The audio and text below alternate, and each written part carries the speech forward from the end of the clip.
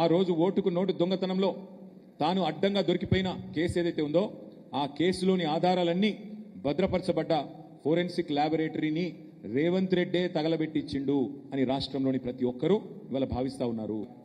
ఆ మధ్యకాలంలో అల్లు అర్జున్ గారిది ఒక సినిమా వచ్చింది, జులై అని. ఆ సినిమాలో బ్రహ్మానందం గారు ఉంటారు, ఆయన దొంగ పాత్రలో.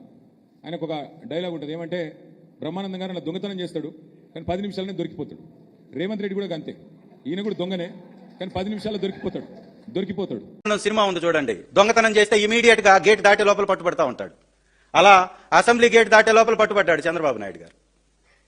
బ్రహ్మానందాన్ని కూడా మించిపోయాడు కామెడీలో. అయినా ఏమంటాడు చంద్రబాబు నాయుడు గారు, తిరుమల తిరుపతి కొండని 338 జీవో ఇచ్చేసి రాజశేఖర్ రెడ్డి గారు దాని మీద కక్ష కట్టాడు. ఆ కొండని 7 కొండలు కాదు 2 కొండలు అని చెప్పాడు.